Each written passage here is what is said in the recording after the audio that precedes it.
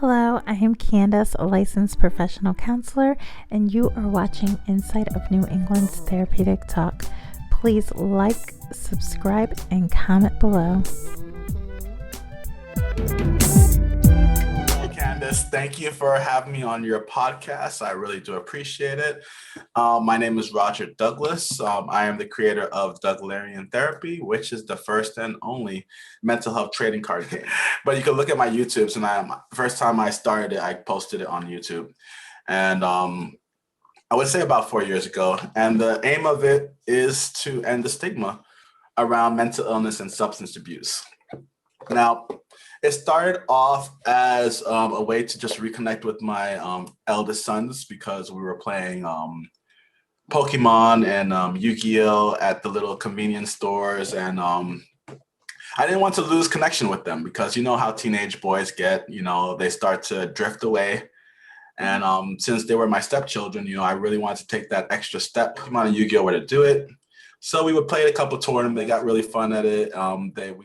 Eventually, it started to lose its energy, and they started to drift from it. It started to not become cool anymore because they started becoming teenagers. And I get it. That's fair enough.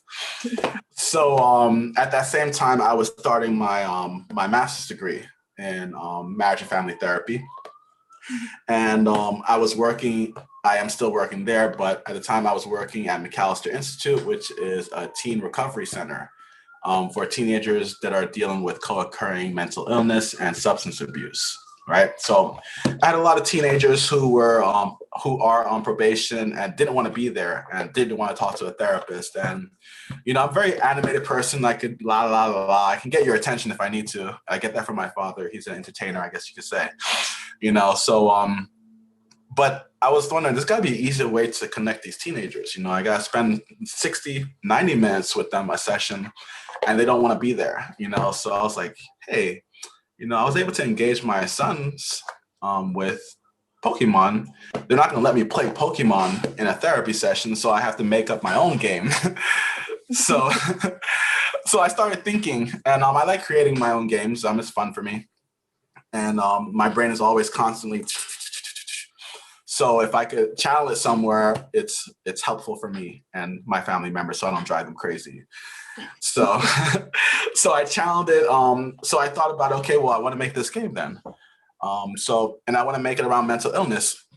Mm-hmm. So I need some type of theory that has some type of like leveling aspect to it, so I can incorporate into a game. So I was thinking about all the different theories, and the first one that popped into my head was Maslow's hierarchy of needs. Because he has the basic needs, and then the security needs, and the love and belonging needs, and then the esteem needs, and then the highest, you have self-actualization. And I was like, I can use that. That's easy, And I was thinking, okay, cool. So it's going to be kind of like like a card game where they're going to have a deck of cards, and they have to randomly go through their cards and find their basic needs and play those. And once they played enough basic needs, then they get to level up to level 2 to their safety needs. And then once they get to that, they get to their love needs. And then they get to their esteem needs. And the first person to find and play their self-actualization need wins the game.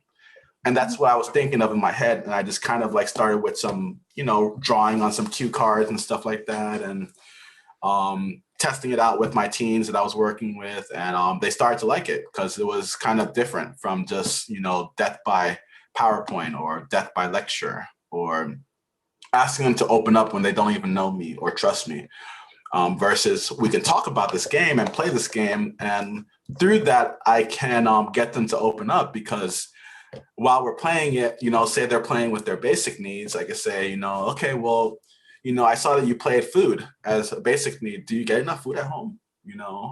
Or I see that you played this and I see that you played that. Tell me more about that. And I could use the cards themselves as cues to get them to talk more about what's going on. And that was supposed to be just a fun game. I was never meant to turn it into a commercial product or anything like that. I was just wanted an edge with my clients. To make things easier on me and make things easier on them, and that way we don't have to bump heads during every session. And then I showed my boys it, my 2 eldest sons, and they actually liked it. And we started playing together again. We reconnected again via my game. The game kind of transformed into so much more, where it was supposed to be just a card game. I actually started to make lore videos, which is like lore for geeks like myself, meaning the backstory to a game. And I actually created a backstory for my card game. And the funny thing about it is that I have a video posted where I condense all the parts of the lore together in a 5-minute video. But if you go before that and you look in the actual matches, in some of the matches, I actually created the video. I created the lore as I was playing the match. So like literally we were playing a match and I said, you know what, today I'm just going to randomly create the lore video. This will be the first lore video. And then literally I was making up as I was playing, and like it somehow made sense, and it like turned into more chapters and more chapters where each playable character has their own story. Like there's the antisocial deck, he has his story, and there's the anxiety deck, he has the story of how he was created. Oh, cool. Just trying to engage the teens that I was working with, and then I started to a couple people like started telling me like, how much is this? And I was like, what do you mean? Like, how much are you selling this for? And I was like, I'm not selling it, I'm just playing with my teens. Like, and there's no other card game out there. Like, there's no other mental. You telling me that you made the first and only mental health training card game and you're not selling it? And I was like, oh my god. And they were like, are you sure it's the only mental health training? I was like, yeah, I actually did some research before I put my name out there like that. I didn't want to be embarrassed. Like the first and only one that has been created, so I can at least put my name to that. Awesome. So I'm very excited about that. And what I did was I sent it out to some gamers on Twitch.tv, which is a very popular gaming app, where gamers just broadcast in front of thousands and thousands of people. And there was one streamer that I really watch, and I sent him a copy of my game among some other streamers. But he's just the most important one because he opened it up on stream and then basically ridiculed the game and basically got really, really defensive, saying, I don't need this. What the hell? Are you trying to say that I'm crazy or something like that? And I was really upset and I was really sad and I was kind of put down because it was in front of thousands of people. And I was like kind of watching it with my sister-in-law, and I was like, that sucked. Some time has passed and I made fun of me and like ridiculed me. At least it was out there, and it kind of proved my point that the stigma around mental illness is so strong that it had that reaction where he was actually offended that I would even offer this to him. So it kind of proved my point that like we had a stigma, and mental illness, and I'm just trying to do my part by making these and providing it for clinicians, for teachers, for social workers, for police officers, for probation officers, for sheriffs, wherever. Like, I want this to be a household game. I want this to be anyone. You don't have to be a clinician. You could just be at home with your kids, and you're like, dude, I don't know what they're like in their room all the time, and they're just angry all the time, or they're sad all the time, and I don't know what's going on with them. How about you pop this game open and you play it with your teen, and then start talking about the needs? I like how you're saying like parents too, because I feel like sometimes this could be a great way for parents to get some insight. Exactly. And these games are $15 a piece. I could do this through telehealth too, sort of, right? Yes, I do it through telehealth. And the way that I usually have it set up is that I would either do like a 2-camera setup, which I have my second camera here, where I'll have one camera on my face and the second one just plugged in, pointing downward to the game itself. And then for the other person to go, and then I'll go. And as long as I can see what they're doing, so they're not video, you can do it over phone too, if you're just explaining what you just did in your move. Let's say I say, okay, I just drew one card, I just played my level 1 basic mood out. And if you have any problems, reach out to me personally at my email, which is roger@theglaringtherapy.com. And if you email me, I will take the time out of my day and do a Zoom video with you and teach you the game. Clients who are just not willing to talk or just doesn't want to be there.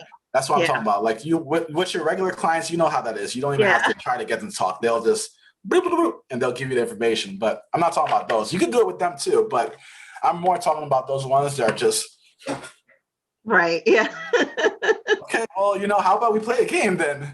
That's stupid. And I was like, well, we gotta be here, unless you want to stare at each other for the next 90 minutes. This is not meant to replace you as a therapist. It's not meant to replace your evidence-based practices either. It's meant to go along with it. Okay. This could be an assessment tool, or it could just be a rapport building tool. But at the end of the day, the whole idea is that you use this to supplement your treatment, not to replace your treatment. Okay. And then if they want to buy it on their own at home, it doesn't mean that they're replacing you as a therapist. It just gives you more things to talk about in your next session.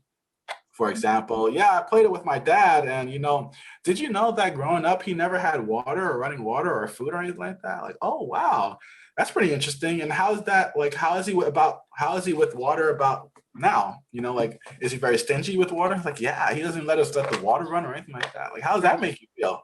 You know what I mean? So all of it is like, just you think of this as just another tool in your back, say therapy tool. There's 29 need cards. And all I do for each need card, I basically will have it on a sheet of paper saying the name of the need card, and then asking the person in a Likert scale from 1 to 5 if they feel like they're getting this need in their life, right? Oh, so awesome. Thank you so much for joining me. Oh, thank you for having me. Hello, everybody. Thank you so much for watching part 1 of the first ever mental health trading card game.